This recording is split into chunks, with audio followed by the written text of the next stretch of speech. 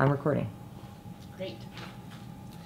Can you talk briefly about how you came to be Treehouse's executive director, and is there a personal or professional interest that drew you to the organization? So my path to this job as Treehouse's executive director came through a lifelong interest in service. I will call myself a lifetime social worker.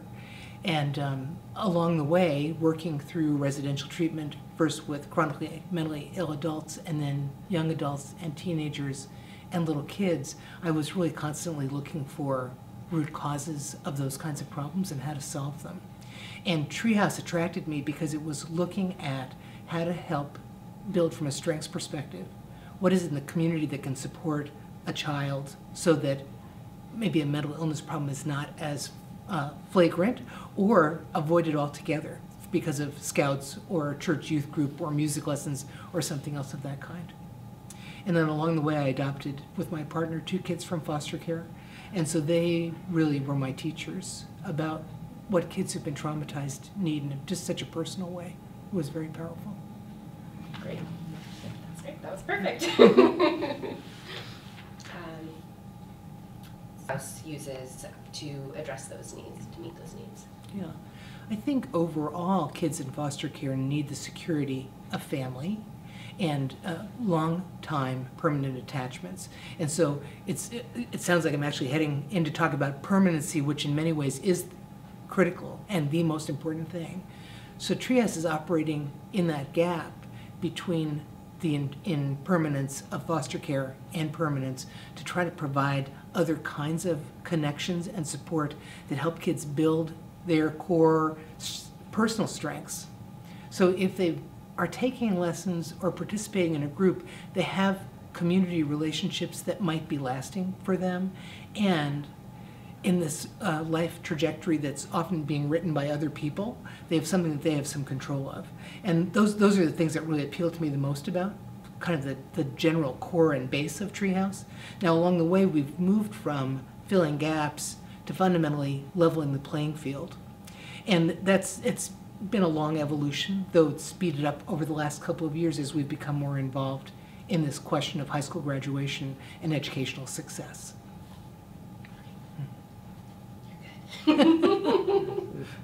In child welfare reform, and can you describe a little bit what convinced you that it was time to expand this focus? So we've spent over 15 years working in the advocacy field, really creating a policy framework through the legislature and then some practice framework as well in collaboration with Children's Administration, which is our state child welfare agency, to try to improve educational outcomes for kids in foster care. Education falls in this category of concern in child welfare called well-being, and it is the lowest priority, least structured, fewest outcomes, very little in terms of tactical or technical support for the families who might be, or the social workers who might be delivering education support to kids in foster care. And so the child welfare side of the advocacy has required internal champions who have frankly been few and far between. Middle manager staff in a state agency, I think probably of any kind, watch the waves of social policy and try to catch those that are going to be lasting. And I'm not sure they've always thought that we had the persistence to keep this education policy work moving. And so there's resistance that is not like active resistance, but simply not delivering on the policy objectives. And so despite 10 years of that work, another 15 years of our work internally working with kids in foster care, we were not seeing any measurable change in the indicators that had been reported in state research about kids in foster care. And it just clearly was time for a different approach. And so the wave in school reform had shifted too, from more tactical, should we teach whole language or phonics, for example, which was the communication for a long, long time, to how can we use data to improve outcomes? How can we make sure we're catching the kids who are performing the worst on any indicator so that they are performing adequately? And how can we raise expectations for all kids? So that set of changes in school reform were very interesting to me because they are more helpful than the more tactical. And so that was appealing. And then the research in education, which was beginning to come into more common practice, was capturing those indicators that were real predictors of failure. Little less quality around success factors, but it was clear that kids in foster care had a huge underperformance on the indicators that might point toward school dropout. And then in Washington State and many places around the country, there's this idea of collective impact. And a group of 7 school districts agreed to work together to improve cradle to career. Kids in foster care are all along that continuum and are all causing trouble for school districts because they're underperforming. And I thought there was a possibility that we could work together to make foster kids a focus in that work, even if it was a small focus, and just really improve the work that we were doing individually with kids as well as the policy side. And then again, champions make a huge, huge difference. And so the leader of the Roadmap Project happened to care about foster kids for whatever reason. It doesn't even matter. I don't fully know her story. But that caring led to my greater investment as well. How could I help and support her, and how could we collectively bring foster kids into the conversation? Great.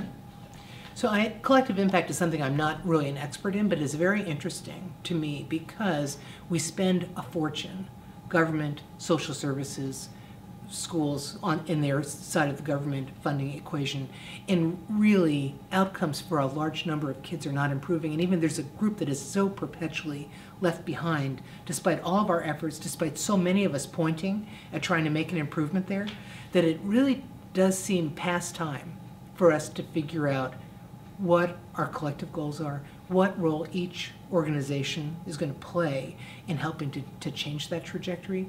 And so while collective impact could be a flavor of the month, and I always fear that with any new wave in social policy kind of change of this sort, it's practical and logical. And that will draw funders, I think, in a different way than the emotional or moral appeal has to trying to change and solve these problems, and may attract them to help us in the social services do a better job of defining our outcomes and measuring our results. And I think that will help us all improve. I frequently talk to groups about the change in social services from doing good to having measurable impact. You know, depending upon the day, I think it's a 15 or 20 year long trajectory, and I think it's been very hard on us as a field because the infrastructure requirements in terms of thinking, technology, and skill is huge.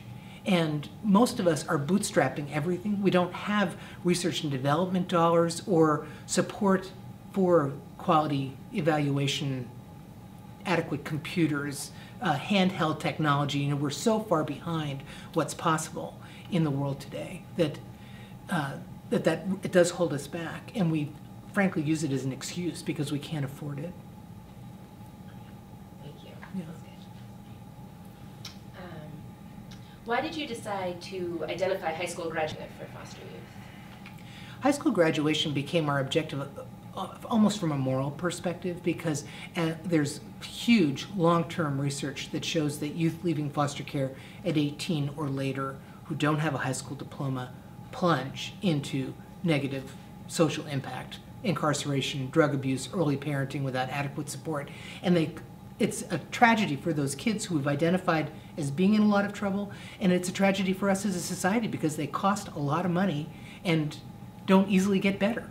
And so it seemed, while, again, in kind of the social policy conversation, all the focus is on early intervention, we had enough experience to know that there were youth who made major transformations at the high school age with attention and the right attention. So we thought it was worth the risk of really investing middle school and high school with continuity.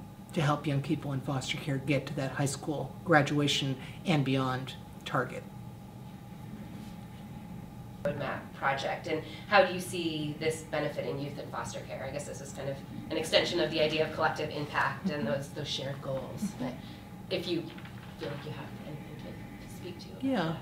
So the roadmap is very important to foster kids for a lot of reasons, and data sharing is one of them, because typically the Family Education Rights and Privacy Act, FERPA, has proved a daunting barrier to institutional level data sharing. And so because there was some federal change around FERPA that made it possible for school districts and child welfare to exchange data more easily, in the last 6 months, there's been a flag in the education data system that identifies kids in foster care. So now, at least on an aggregate level, the roadmap can be looking at how foster kids are faring compared to other kids. So it's a brand new opportunity that just is extraordinary and will shine a light on the need for those kids.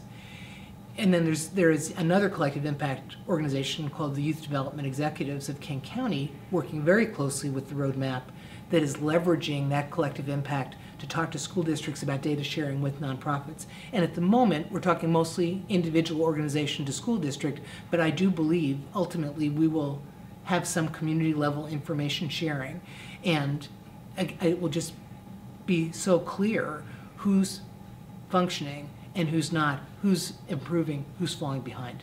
And that will be powerful for kids in foster care. Resistance from school districts in not wanting to identify the youth in foster care for whatever reason. Does it have any impact for them as a school district, for funding? Are there other issues that surround identifying those children?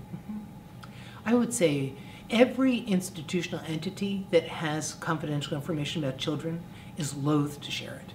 And school districts are probably the most defensive, and even with legally executed consents on an individual basis, will sometimes resist giving information.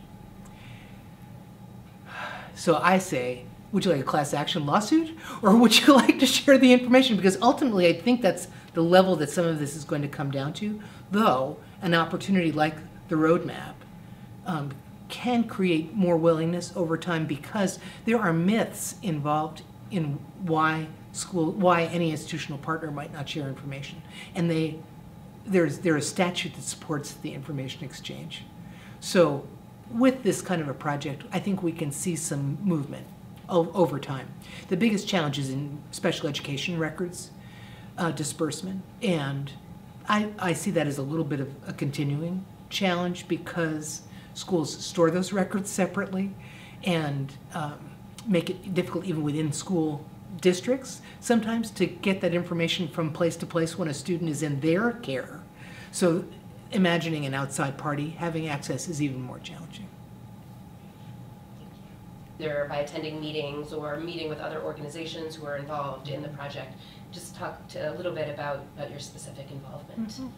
So Treehouse has been involved in the roadmap in lots of different ways, and a lot of our senior management participates on ongoing committees or task forces. So we've participated in helping to identify what the indicators are that the roadmap selected. We've been working with other nonprofit partners to talk about the non-cognitive factors that might be measured across nonprofit agencies that could contribute to roadmap outcomes ultimately. There are public meetings regularly, and I've participated in those, sharing a little bit about foster kids and how we've aligned with the roadmap to bring attention, I think, to the nonprofit school district kind of collaboration level, and to talk about kids in foster care so that superintendents who are in those meetings are getting a chance to just think about kids who may not be on their radar screen. The roadmap project. So is there any aspect of this collective impact approach or the whole project that keeps you up at night and that you have concerns about from an organizational level and as the executive director of the organization? So the roadmap is imperfect, and our knowledge and understanding of what really matters the most is evolving. And so it's certainly possible that the roadmap will select indicators that ultimately don't point the way to success, and we will have bought those as well. So we will have information that's not helpful to us in figuring out what to do for kids in foster care. And while there's certainly risk there, But the risk of not aligning seems greater to us at this point in the game. The work that the roadmap did to successfully compete for a large Race to the Top grant, $40 million, was really powerful. And largely, I do not see anything in that group of projects, and they are projects, that will largely benefit kids in foster care. If they'd selected to address discipline procedures in school districts, for example, that would have excited me much more than some of the college readiness kinds of things that are going to be more put online for kids in this population. There's a challenge, I think, in that kids who are underperforming in general, but foster kids specifically, are not adequately understood. The root of the problem of not performing is not understood well enough. And I think there is a tendency to kind of skim the most promising out of that group and leave the rest behind. And foster kids tend to stay behind because they change schools often. They may be either pretty silent or pretty obstreperous, and so are not getting the right kind of attention. And the challenges that are affecting their academics tend to be personalized, like there's something wrong with this kid, as opposed to there's something wrong with the way we're addressing this child's needs. And I don't think the roadmap is thinking about those things yet. So they're at low-hanging fruit mass popularity at this point, and probably they have to have some wins there before they can bring that group to focus on this more challenged population. Great. I guess collaboratives and the fact that there isn't hard alignment at this point, and do you think it will get there? Or just as an executive director, do you have any other, I guess, thoughts about funder collaboratives?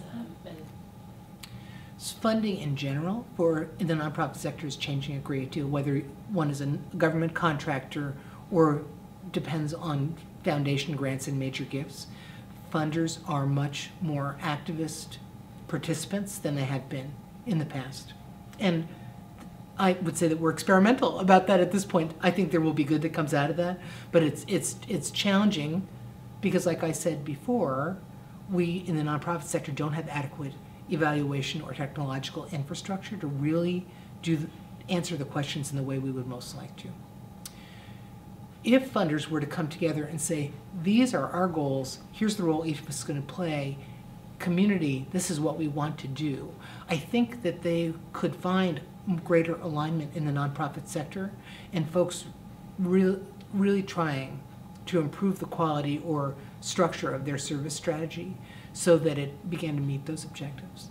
And as it stands now, I think funders, really like all of us in the nonprofit leadership seats, think we know the way and are doing it their way. great. Is there anything I didn't touch on? We have just a couple minutes left. Is there anything that you feel that is important that you would like to address that I didn't cover with those questions at all? So I would say in our relationship with schools, one of the things that has been most powerful is having alignment with this set of indicators that the roadmap has identified and that school districts are also accountable for. And to enter a building, because mostly we work from the building level up to the superintendent rather than the other way, and say, we're here to help students in foster care in your building achieve these objectives and here to help you make that happen. That offer is accepted very warmly every single place. And I know lots of nonprofits are being turned away at the door these days because they come in talking about other things that are not aligned, that are also important for kids. So I think we do have to, if we want to work in that context in a school day within school buildings, we have to be in clear alignment with the objectives that schools are being held accountable to. That's great. I think that's it. Okay.